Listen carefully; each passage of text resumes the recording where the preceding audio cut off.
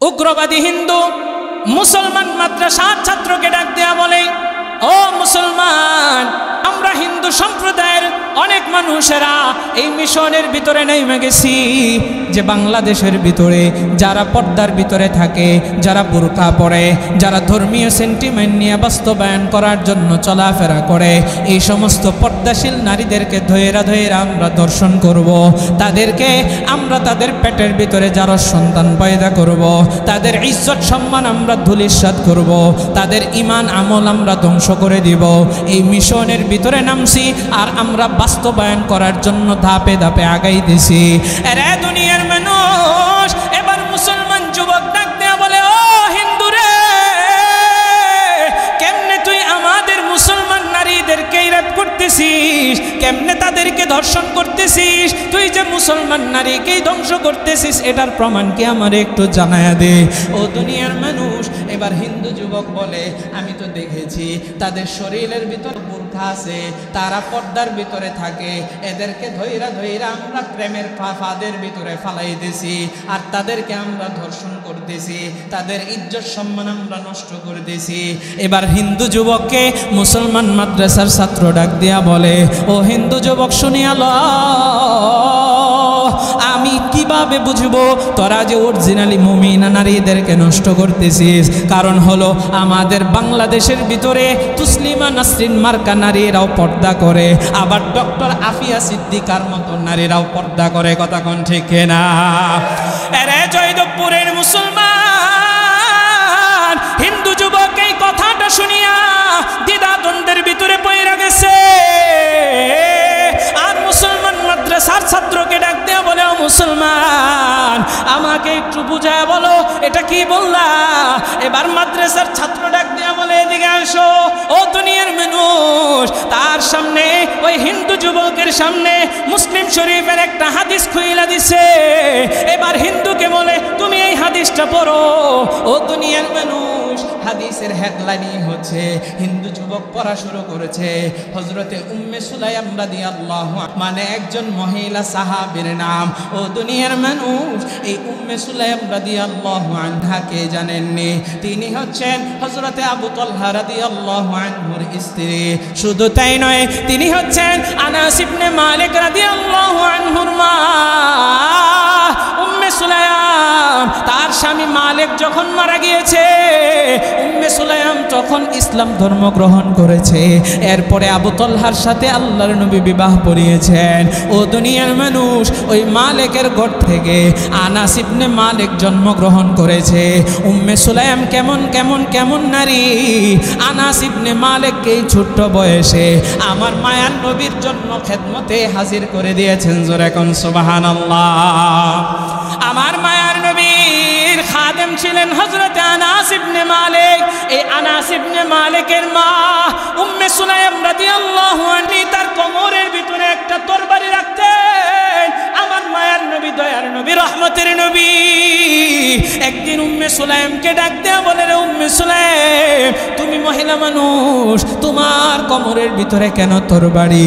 দুনিয়ার মানুষ রে, উম্মে সুলাইম রাদিয়াল্লাহু আনহা জবাব দিয়া জানায়, ইয়া রাসূলুল্লাহ, ইয়া হাবিবাল্লাহ, আমার কোমরের ভিতরে তরবারি রাখার কারণ হচ্ছে, আমার কাছে যদি কোনো বিধর্মী, কোনো মুশরিক আমার কাছাকাছি আসার যদি চেষ্টা করে, তাইলে আমার মুখ নয়, আমার তরবারি কথা বলবে। কোনো বিধর্মী আমার কাছাকাছি আসার চেষ্টা করলে আমি ওই বিধর্মীর পেট দ্বিখণ্ডিত করে ফেলবো। আল্লাহু আকবার। এ দুনিয়ার মানুষ রে, এই কথাটা ওই হিন্দু যুবক পইরা তার হাতগুলো থরথর করে কাঁপতেছে। মুসলমান এবার ডাক দেয়া বলে, হিন্দু যুবক, এই যে উম্মে সুলাইমের কথা তুই পড়লি, শুনিয়ালো। উম্মে সুলাইমের মতো যারা আমাদের দেশের ভিতরে পর্দা করে, তারা হচ্ছে খাঁটি মুমিনা, তারা হচ্ছে খাঁটি মুসলিমা। আর তোরা যাদেরকে অবৈধ সম্পর্কের ভিতরে জড়াস, তোরা যাদেরকে অবৈধ সম্পর্কের ভিতরে জড়াইয়া মেলামেশা করস, এরা তো খাঁটি মুমিনা মুসলিমা নারী নয়, এরা হচ্ছে তুসলিমা নাসরিন মার্কা পর্দাশীল নারী। কথা কোন ঠিক না? এরা দুনিয়ার মানুষ, উম্মে সুলাইম দেখায় দিয়েছেন, শিক্ষা দিয়েছেন, একজন মুমিন নারী তো জীবন বিলায় দিবে, কিন্তু কোনো সময় অবৈধ সম্পর্কের সাথে জড়াইতে পারে না। ঠিক কিনা কার? এমন ঈমান আমাদের থাকতে হবে। قل للمؤمنين يغضوا من أبصارهم ويحفظوا فروجهم ذلك أزكى لهم إن الله خبير بما يصنعون। আল্লাহ তাআলা পবিত্র কোরআনে হাকিমের ভিতরে আয়াত নাজিল করে জানায় দেয়, قل للمؤمنين يغضوا من أبصارهم ويحفظوا فروجهم। হে নবী, আপনি মুমিন পুরুষদেরকে জানায়া দেন। নবী আমার কি জানায়া দিবেন? আল্লাহ বলেন তারা যেন তাদের নজর সংযত রাখে, তাদের দৃষ্টি যেন সংযত রাখে, নজরের হেফাজত যেন করে। আরে আমার আব্বা জানো, যুবক ভাই, আমার আল্লাহ বলেন শুধুমাত্র নজরের হেফাজত না, না না, আল্লাহ বলেন লজ্জাস্থানের হেফাজতও যেন তারা করে। এরে দুনিয়ার মানুষ, আল্লাহ আরো জানায় দেয়, যালিকা আযকা লাহুম, যদি আপনি আমি দৃষ্টির হেফাজত করি, যদি আমি লজ্জাস্থানের হেফাজত করি, আল্লাহ বলেন এটা একটা মহা এক পবিত্র তোমাদের জন্য উত্তম পদ্ধতি, তোমাদের জন্য এটা পবিত্র পদ্ধতি। আল্লাহ আবার জানায় দেয়, ইন্নাল্লাহা খাবীরুম বিমা ইয়াসনাউন, নিশ্চয় তোমরা যা কিছু করো না কেন আমি আল্লাহ সব কিছু জানি। আল্লাহ সব কিছু জানে নাকি জানে না? আমার আল্লাহ তাআলা শুধুমাত্র মুমিন পুরুষদেরকেই জানায় দেওয়ার জন্য আল্লাহ বলেন নাই, আল্লাহ পরের আয়াতের ভিতরে জানায় দেয়, ওয়াকুল লিল মুমিনাতি ইয়াগদুদনা মিন আবসারিহিন্না ওয়া ইয়াহফাযনা ফুরুজাহুন্না ওয়া লা ইউবদিনা যিনাতাহুন্না ইল্লা মা যাহারা মিনহা ওয়াল ইয়াদরিবনা বিখুমুরিহিন্না আলা জুয়ুবিহিন। আল্লাহ তাআলা এবার নবীকে জানায়, হে নবী আপনি মুমিনা নারীদেরকে জানায় দেন, তারাও যেন তাদের দৃষ্টির হেফাজত যেন তারা করে এবং লজ্জাস্থানের হেফাজত করে। আল্লাহ তাআলা আরেকটা শব্দ তাদের জন্য বাড়ায় দিলেন, আমার আল্লাহ বলেন তারা যেন তাদের সৌন্দর্যকে প্রকাশ না করে, যতটুকু বের হওয়া যায় ততটুকুই যেন বের করে। ও দুনিয়ার মানুষ, মানে কি? তারা যেন তাদেরকে মানুষের সামনে, বেগানা পুরুষের সামনে নিজেদের সৌন্দর্য প্রকাশ না করে, ঘরের ভিতরে যেইভাবে থাকা দরকার তারা যেন ততটুকুই বের করে থাকে। দুনিয়ার মানুষ এবং আল্লাহ আরো জানা দেয়, যদি কোনো নারী এইভাবে চলতে পারে, আমার আল্লাহ বলেন ওই নারীটাকে যেন মানুষেরা সম্মান করে, শুধুমাত্র মানুষেরা সম্মান করবে নয়, আমার আল্লাহ ওই নারীদেরকেও কুদরতি ভাবে আল্লাহ হেফাজত করবেন। জোরে কোন সুবহানাল্লাহ। আরে দুনিয়ার মানুষ রে, ইসলামের ভিতরে আল্লাহর আদেশ, নবীর আদেশ, আল্লাহর নিষেধ, নবীর নিষেধ, আমি আপনি যদি মাইনা চলি তাইলে কামিয়াব হব। ও দুনিয়ার মানুষ, আল্লাহ বলেন নারীদের ব্যাপারে সৌন্দর্যকে ডাইকা রাখো, পর্দার ভিতরে থাকো, তাইলে সম্মান বাড়ায়া দিবেন একজন, তিনি কে? ইমানের পাওয়ার দিয়া বলেন না তিনি কে? আরে দুনিয়ার মানুষ রে, আমার আল্লাহ শুধুমাত্র নারীদের জন্য পর্দা ফরজ করেন নাই, আমার আল্লাহ পুরুষদের জন্য পর্দা ফরজ করেছেন। প্রথম আয়াতে পুরুষদের জন্য বলেন। ও দুনিয়ার মানুষ, একটু খেয়াল করে বুঝবেন, প্রথমে আল্লাহ বলেন কুল্লিল মুমিনিনা ইয়াগুদ্দু, পরে আল্লাহ বলেন ওয়া কুল্লিল মুমিনাতি ইয়াগুদুনা। প্রথম পুরুষদেরকে আল্লাহ তাআলা সাবধান করলেন, এরপরে নারীদেরকে আল্লাহ সাবধান করলেন। তাইলে শুধুমাত্র পর্দা নারীদের জন্যই ফরজ এমনটা নয়, পুরুষের জন্য পর্দা করা ফরজ। আমরা সমাজের ভিতরে অনেকে মনে করি পুরুষের জন্য মনে হয় পর্দা নাই, নারীদের জন্যই মনে হয় পর্দা। সম্মানিত হাজিরিন, আল্লাহ পুরুষদের জন্য বলেন তোমরা দৃষ্টি সংযত করো, দৃষ্টির হেফাজত করো, চোখের হেফাজত করো। আবার নারীদের জন্য বলেছেন। সম্মানিত হাজিরিন, এরপরে আল্লাহ বলতেছেন আজকে তো আমাদের ভিতরে হেফাজত নাই, আল্লাহর ভয়টা অন্তরের ভিতরে নাই। আল্লাহ আবার সাথে সাথে এটাও বলেন, ইন্নাল্লাহা খাবীরুম বিমা ইয়াসনাউন, নিশ্চয়ই তোমরা যা কিছু করো না কেন আল্লাহ সব কিছু সম্পর্কে অবগত আছেন, সব কিছু সম্পর্কে জানেন। দুনিয়ার সবার চোখ ফাঁকি দেওয়া সম্ভব, কিন্তু আল্লাহকে ফাঁকি দেওয়া সম্ভব। হযরতে মূসা কালিমুল্লাহ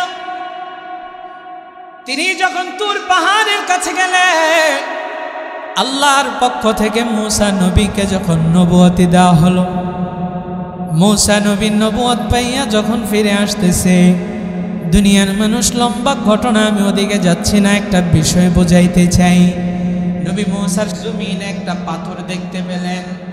মূসা নবীকে আল্লাহ আদেশ করলেন, রে মূসা, তোমার হাতের ভিতরে যে লাঠিটা আছে এই লাঠি দিয়া পাথরের উপরে আঘাত করো। মূসা নবী আল্লাহর পক্ষ থেকে আদেশ পাইয়া পাথরের উপরে আঘাত করলেন। আঘাত করতে দেরি হয়, পাথরটা ফাইটা ভিতর থেকে দেখে আরেকটা পাথর বেরিয়ে আসছে। জোরে কোন সুবহানাল্লাহ। এবার আমার আল্লাহ আদেশ করলেন, রে মূসা, আবারও তুমি পাথরটার উপরে আঘাত করো। আল্লাহর নবী মূসা আবারও পাথরের উপরে আঘাত করলেন। দ্বিতীয়বার আঘাত করার পর পাথরটা ফাইটা ভিতর থেকে আরেকটা পাথর বেরিয়ে আসছে। এবার আল্লাহ আবারও আদেশ করলেন, রে মূসা, আবারও পাথরটার উপরে আঘাত করো। মূসা নবী আবারও পাথরের উপরে আঘাত করলেন। আঘাত করতে দেরি হয়েছে। তৃতীয় নাম্বার পাথরটা টুকরা হইয়া মূসা নবী দেখতে পায় ভিতর থেকে একটা জীবিত কীট বেরিয়ে এসেছে। আরে দুনিয়ার মানুষ, মূসা নবী দেখে এই জীবিত কীটটা তার মুখ নড়াচড়া করতেছে। আল্লাহ তাআলা এই জীবিত কীটের জবানটাকে খুইলা দিয়েছেন। জীবিত কীটের জবানের আওয়াজটা মূসা নবী শুনতে পায়। দেখে এই জীবিত কীটটা আল্লাহ তাআলার প্রশংসা করতেছে, আল্লাহ তাআলার হামদ ও সানা পাঠ করতেছে। শুধু তাই নয়, মূসা নবীকে ডাক দিয়া বলে, রে আল্লাহর পয়গম্বর, এই পাথরের ভিতরে আমাকে আমার আল্লাহ তাআলা রেখেছেন। এই পাথরের ভিতরে আমি কি করি না করি আল্লাহ সব কিছু দেখেন। শুধু তাই নয়, এই পাথরের ভিতরে আমি কীটটাকে আমার আল্লাহ রিজিক পর্যন্ত পৌঁছায় দেয়। আল্লাহ তাআলা সেখানেও তাকে রিজিক পৌঁছাইতেছেন, কি করতেছেন সব কিছু দেখতেছেন। সমুদ্রের তলদেশে যদি একটা কালো পিঁপড়াও হেঁটে যায়, ওই পায়ের আওয়াজটা পর্যন্ত আমার আল্লাহ শুনে। সম্মানিত হয়, তাইলে আমি আপনি কি করি না করি সব তো আল্লাহ জানে। চোখ কোন দিকে ঘুরাচ্ছি, কি চিন্তা করতেছি সব আল্লাহ জানতেছে। জন্য নজরের হেফাজত আমাকেও বলেছেন, নারীদের ব্যাপারেও বলেছেন, পুরুষদেরকেও বলেছেন নজরের হেফাজত করো, নারীদেরকেও বলেছেন নজরের হেফাজত করো। আমার মায়ার নবী, দয়ার নবী, রহমতের নবী হাদিসের ভিতরে জানায় দেয়, ইন্নান নাযরা সাহমুম মাসমুমুম মিন সিহামি ইবলিস। শয়তানের দৃষ্টি হলো শয়তানের বিষাক্ত একটি, অর্থাৎ শয়তানের যত বিষাক্ত তীর আছে তার ভিতরে এই দৃষ্টিটাও হচ্ছে শয়তানের একটা বিষাক্ত তীর। কারণ হলো আপনি দৃষ্টি শক্তি দিয়ে গুনাহের প্রথম ধাপে কিন্তু আপনি ঢুকে যাবেন। কেমনে ঢুকবেন? আপনি আপনার চোখ দিয়ে বেগানা একটা নারী দেখলেন, এই নারীকে দেখার পর এবার আপনার একটু তারে ভালো লাগা গেল, নারীর কাছাকাছি গেলেন, তার সাথে একটু কথা বলার চেষ্টা করলেন। প্রথমে চোখ দিয়ে দেখেছেন, এবার মুখটাকে আপনি ব্যবহার করতেছেন। চোখের জিনা হইল, মুখের জিনা শুরু করতেছেন। এবার আপনি ওই বেগানা নারীর কাছ থেকে কথা শুনতেছেন, কানের জিনা হইতেছে। এবার আপনি তার কাছে যে হাইটা হাইটা গেলেন, পায়ের জিনাটাও আপনি করে ফেললেন। আরে দুনিয়ার মানুষ রে, ওই নারীর সাথে কথাবার্তা বইলা আপনি একটা ঘনিষ্ঠ সম্পর্কের ভিতরে জড়ায় গেলেন। এবার আপনার কি কাজ? এবার নারীকে আপনি কুপ্রস্তাব দিয়ে দিলেন। তাইলে শয়তানের যত বিষাক্ত তীর আছে তার ভিতরে দৃষ্টি হলো একটা, দৃষ্টি দিয়ে শুরু করলো। এবার আপনি শেষ করবেন ওই বেগানা নারীর সাথে জিনা কইরা আপনার ঈমান আমল বরবাদ করে দিবেন। ও দুনিয়ার মানুষ, তাইলে একটু জবাব দিয়া জানায় দিবেন চোখের হেফাজতের দরকার আছে না নাই? শয়তান আপনাকে শুরু করাইছে ইন্নান নজরা, এই নজর থেকে। শয়তানের এক, ইবলিসের এক বিষাক্ত তীর হচ্ছে এই নজর, এই দৃষ্টি। এটা দিয়ে আপনাকে শুরু করা। এটা পুরুষ নারী উভয়কেই, জুয়ান আর বুড়া নাই, সবাইকে। জুয়ান আর বুড়া নাই, সবাইকে। বলে হুজুর এটা কি কইলেন? বুড়া মানুষ বুড়া হয়ে গেলেও নিজের কি বুড়া মনে করে? হ্যাঁ, মন তো বুড়া হয় না। দেখবেন অনেক বুড়ারা কি করে, এই হাঁটতে পারে না। আমাদের এলাকায় একটা আছে, আল্লাহ, আমাদের এলাকায় গার্মেন্টস আছে, বিশাল বড় বড় গার্মেন্টস। এক গার্মেন্টসের সামনেই তার বাসা। মুরব্বী বেচারা চেয়ার নিয়ে গার্মেন্টসের সামনে আসে। শুধু তাই নয়, আমি একটু ইঙ্গিতে বলি, আমি এক জায়গায় খেদমতে ছিলাম। ওই মসজিদের সম্মানিত সভাপতি যিনি ছিলেন, ওই সভাপতি সাহেব এক দোকানে যাইয়া চেয়ারের ভিতরে বসে থাকে। দোকানদার হচ্ছে মুরগির দোকানদার। আমার কাছে আসছে বিচার নিয়ে বলতে আমাকে আর কি বলতেছে যে হুজুর একটু এই বিষয় নিয়ে আলোচনা করলে মানুষের ভিতরে যদি একটু হেদায়েত ঢুকে। জিজ্ঞাসা করলাম কি বিষয়? হুজুর সভাপতি সাহেব তো আমার দোকানে যায় যে বয়, কাস্টমার তো আসে না। কেন? হুজুর গার্মেন্টসটা যখন ছুটি হয় তখনই সভাপতি সাহেব আমার দোকানে যায় বয়, আর মহিলারা যে আসে এমনভাবে তাকায়া থাকে, মহিলা করে শুধু ডাকে, তাদের সময় নষ্ট করে, তাদের সাথে খারাপভাবে কথা বলার চেষ্টা করে। হুজুর এরকম করলে কি কাস্টমার আমার দোকানে আসবে? হুজুর একটু আপনি মসজিদের ভেতরে বয়ানে বোঝাই দিন। তাই চিন্তা করেন, এই সমস্ত মুরব্বী আমাদের সমাজে আছে না নাই? গার্মেন্টস যখন ছুটি হইব তখন তার ঘরের ভিতরে আর বসে থাকতে ভাল লাগে না, বারিন্দাতে খারাপ, হ্যাঁ, কথাও বলতে পারে না, লড়তে পারে না, চড়তে পারে না, বারিন্দায় সব বড় বড় করে তাকে দেখে। আর যুবকদের কথা কি বলবো, তো বাদই দিলাম। সম্মানিত হাজিরিন, চোখের হেফাজত আমাদের করা লাগবে। হযরতে আলী কাররামাল্লাহু ওয়াজহাকে বলতেছে, একটা মাসলা জানায় দেই আপনাদেরকে। কারণ রাস্তাঘাটে চলাফেরা করার ক্ষেত্রে আমাদের অনেক সময় চোখ এদিক সেদিক পড়ে যায়। সেক্ষেত্রে আপনি কি করবেন? নবীজি সাল্লাল্লাহু আলাইহি ওয়াসাল্লাম বলেন, ইআলাম ইয়া আলী লা তুতবি'ন নাজরা ওয়া ইন্না লাকাল উলা ওয়া লাইসাত লাকাল আখিরা। ওয়া আলী, তোমার প্রথম দৃষ্টিটা এটা ক্ষমাযোগ্য, কিন্তু দ্বিতীয় দৃষ্টিটা ওটা ক্ষমাযোগ্য নয়। এটা আলী রাদিয়াল্লাহু আনহুকে হাদিসটা বলে উম্মতকে জানাই দিলেন, সাহাবীদেরকেও জানাইলেন, উম্মতকেও জানাইলেন। বলে প্রথম নজরটা তোমার কি? ক্ষমাযোগ্য। অর্থাৎ আপনি অনেক সচেতন হয়ে চলেন, এরপরে আপনার চোখটা হঠাৎ করে একটা নারীর দিকে পড়ে গেল, সাথে সাথে দৃষ্টি সরায় নিতে হবে। প্রথমটা ক্ষমাযোগ্য, কিন্তু দ্বিতীয়বার যদি আবার তাকান তাহলে সেটা ক্ষমাযোগ্য নয়। মানে ওটু ক্ষমা হবে না, তওবার মাধ্যমে ক্ষমা করতে। কিন্তু যদি এই হাদিস অনেকে শোনার পরে, আমি নিজের কানে শুনেছি, এরকম লোক আছে, হুজুর প্রথমবার তাকানো তো জায়েজ আছে। প্রথমবার তাকানো কি আছে? জায়েজ আছে। কেমনে? ওই যে ক্ষমাযোগ্য। আরে ওটা তো হইলো আপনার নিজে সতর্ক আছেন, অসতর্কবশত চোখটা পড়ে গেছে, সেই জন্য ক্ষমাযোগ্য। কিন্তু আপনি প্রথমবার এটাকে জায়েজ করে নেন না। প্রথমবারও যদি আপনি নিজের ইচ্ছাই তাকে দেখার জন্য তাকান, তাহলে সেটাও কি হবে? ক্ষমার অযোগ্য হবে। তাকানো জায়েজ। সুযোগ সন্ধানী আমাদের অনেকেই আছে। আবার অনেকে এভাবেও বলে, প্রথমবার যেহেতু অসতর্কবশত যদি পড়েও যাই, যেহেতু ক্ষমার যোগ্য, তাহলে আমি একটু ভালো মতোই দেখে নিই, প্রথমবারে একটু ভালো মতো দেখে নিই না।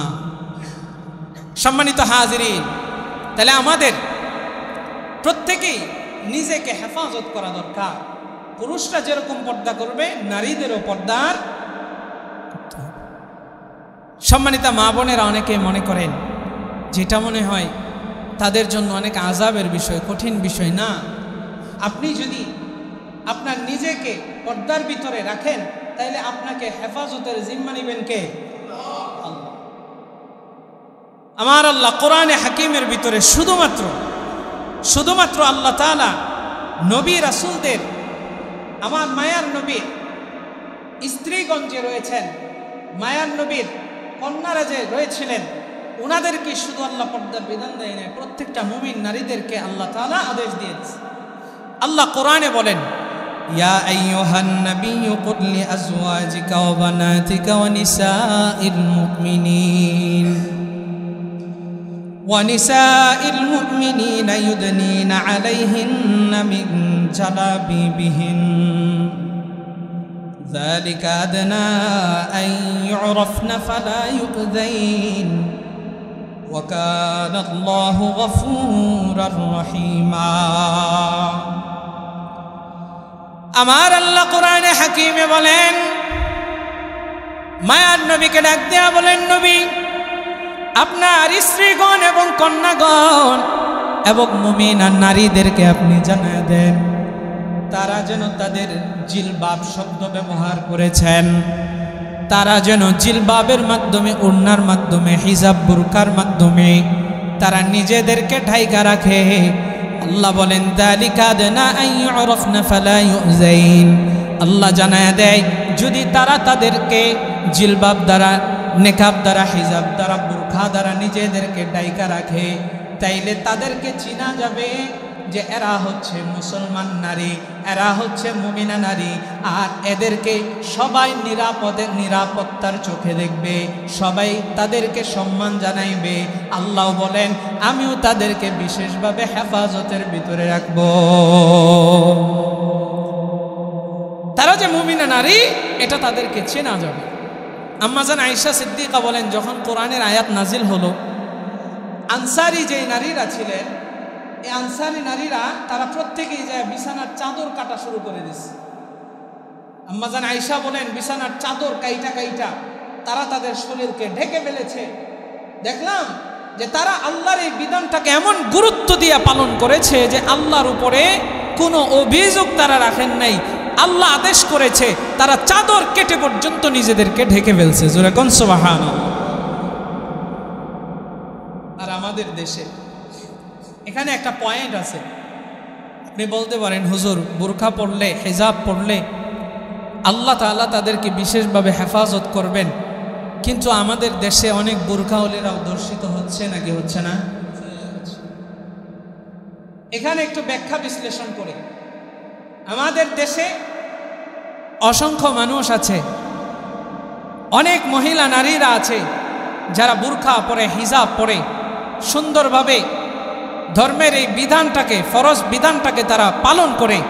কিন্তু আবার এমনও অনেক মহিলা আছে যারা এই ধর্মের বিধানটাকে যেইভাবে পালন করা দরকার সেইভাবে পালন করে না। বুরখা পরবেন আপনি ঢিলা ঢালা। বুরখা পরার কারণ হচ্ছে আপনাকে যেন বোঝা না যায়, আপনার শরীরের অঙ্গ প্রত্যঙ্গ যেন বোঝা না যায়। আপনি পরেন টাইট ফিট বুরকা, বক্কর চক্কর বুরকা, বিভিন্ন ডিজাইনের বুরকা, এগুলো আপনি পরেন, আপনার অঙ্গ প্রত্যঙ্গ কেমন সব কিছু বুরকার উপর দিয়ে বোঝা যায়, তাহলে আপনার পর্দা কোত্থেকে হইল? সব পুরুষ তো ভালো নয়, সবাই তো নজরের হেফাজত করে না। আপনার দিকে তার কুদৃষ্টি যাইতেছে। আপনার অঙ্গ প্রত্যঙ্গ আপনি বুরখা দিয়ে ডাকলেন, লাভই হইল না। আপনি টাইট ফিট বুরকা পরেছেন, আপনার বুরকার ফরজ বিধানই তো আপনার পালন হলো না, তা আপনাকে হেফাজত কেমনে করবে? সম্মানিত হাজিরিন, বর্তমানে আমরা ইসকনের বিষয় নিয়ে আপনাদেরকে সচেতন করেছি। আমাদের এই জয়দেবপুরে অনেক হিন্দু ভাইয়েরা আছেন, তারাও কিন্তু অসংখ্য হিন্দুরা আছেন। ইসকন কিন্তু একটা জঙ্গি সংগঠন, উগ্রবাদী সংগঠন। এই সংগঠনের কিন্তু সদস্য অসংখ্য হিন্দু আছে যারা সদস্য না, ইসকনকে পছন্দ করে না। ইতিমধ্যে আপনারা দেখেছেন বিভিন্ন ভিডিওর মাধ্যমে যে ইসকনকে অনেক হিন্দুরা পর্যন্ত পছন্দ করে না, এটার বয়কট চায়। তো সম্মানিত হাজিরিন, এরকম উগ্রপন্থী রয়ের এজেন্ট বাস্তবায়ন করার জন্য বাংলাদেশের ভিতরে একটা ষড়যন্ত্র চলতেছে। সেটা হলো মুসলমান নারীদেরকে ধরে ধরে ধর্ষণ করা, তাদের ঈমান আমল নষ্ট করা, তাদের পেটের ভিতরে, গর্ভের ভিতরে অবৈধ সন্তান দেওয়া, জারজ সন্তান দেওয়া, এটা তাদের একটা টার্গেট। আমরা তো সচেতন হই না, একটু সচেতন হন না। নিজের মেয়ে কোথায় যাচ্ছে, কার সাথে মিশতেছে একটু দেখেন। তো এমন এক হিন্দু উগ্রবাদী যুবক এক মাদ্রাসার ছেলেকে বলতেছে, এই তোদের মুসলমান নারীদেরকে, পর্দাওয়ালা নারীদেরকে ধরে ধরে আমরা র্যাপ করব, এটা আমরা চেষ্টা করতেছি এবং এই ফিকিরে আমরা নেমে গিয়েছি এবং আমরা সার্থক হইতেছি। তো মাদ্রাসার ওই যুবক বলতেছে যে কিভাবে তোরা চেষ্টা করতেছিস, কিভাবে তোরা এই মুসলমান নারীদেরকে ধ্বংস করতেছিস, কোন ধরনের নারীদেরকে ধ্বংস করতেছিস, একটু ব্যাখ্যা। আরে আমার জয়দেবপুরের আব্বাজান যুবক ভাই, উগ্রবাদী হিন্দু মুসলমান মাদ্রাসার ছাত্রকে ডাক দেয়া বলে, ও মুসলমান, আমরা উগ্রবাদী হিন্দুরা, আমরা হিন্দু সম্প্রদায়ের অনেক মানুষেরা এই মিশনের ভিতরে নেমে গেছি যে বাংলাদেশের ভিতরে যারা পর্দার ভিতরে থাকে, যারা বুরকা পরে, যারা ধর্মীয় সেন্টিমেন্ট নিয়ে বাস্তবায়ন করার জন্য চলাফেরা করে, এই সমস্ত পর্দাশীল নারীদেরকে ধৈরা ধৈরা আমরা দর্শন করব, তাদেরকে আমরা তাদের পেটের ভিতরে যারা সন্তান পয়দা করব, তাদের ইজ্জত সম্মান আমরা ধূলিসাৎ করব, তাদের ঈমান আমল আমরা ধ্বংস করে দিব। এই মিশনের ভিতরে নামছি আর আমরা বাস্তবায়ন করার জন্য ধাপে ধাপে আগাইতেছি। এরে দুনিয়ার মানুষ, এবার মুসলমান যুবক ডাক দেয়া বলে, ও হিন্দু রে, কেমনে তুই আমাদের মুসলমান নারীদেরকে রেপ করতেছিস, কেমনে তাদেরকে ধর্ষণ করতেছিস, তুই যে মুসলমান নারীকেই ধ্বংস করতেছিস, এটার প্রমাণ কি আমার একটু জানায়া দে।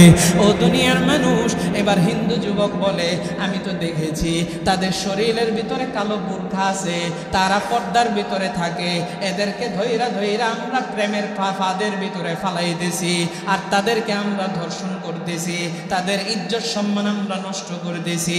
এবার হিন্দু যুবককে মুসলমান মাদ্রাসার ছাত্র ডাক দিয়া বলে, ও হিন্দু যুবক শুনিয়া ল,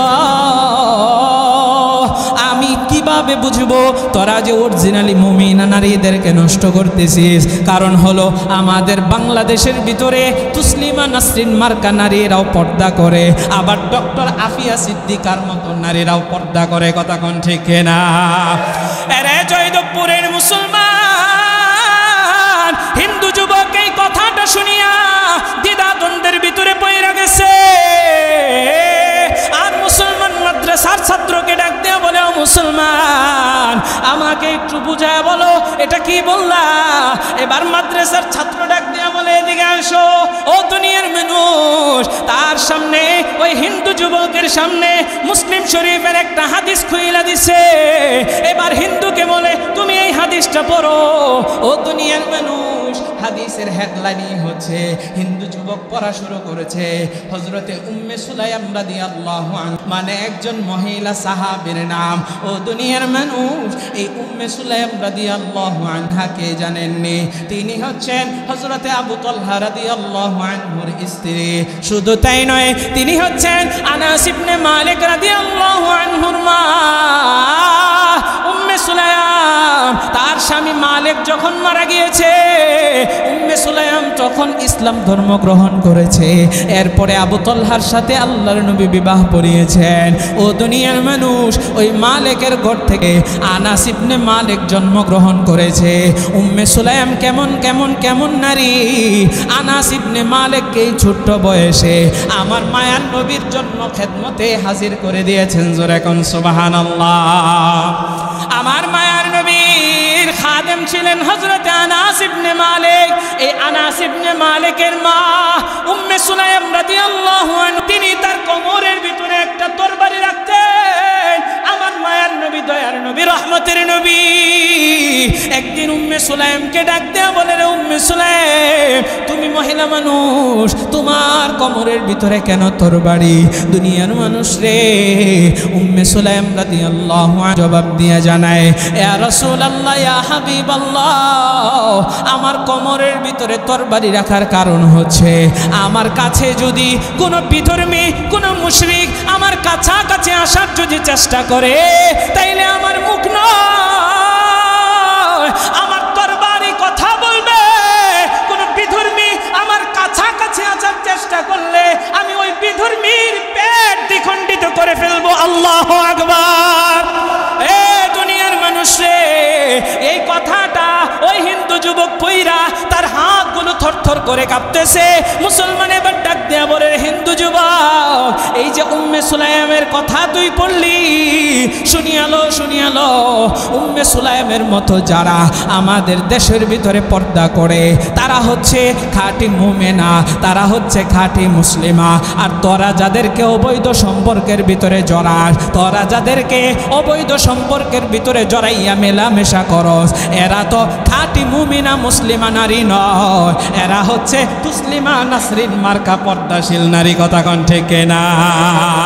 আরে দুনিয়ার মানুষ, উম্মে সুলাইম দেখায় দিয়েছেন, শিক্ষা দিয়েছেন, একজন মুমিন নারী তো এমন হবে, একজন মুমিনা নারী তো এমন হবে যেই নারী তার জীবন বিলায় দিবে কিন্তু কোনো সময় অবৈধ সম্পর্কের সাথে জড়াইতে পারে না। ঠিক কিনা কার?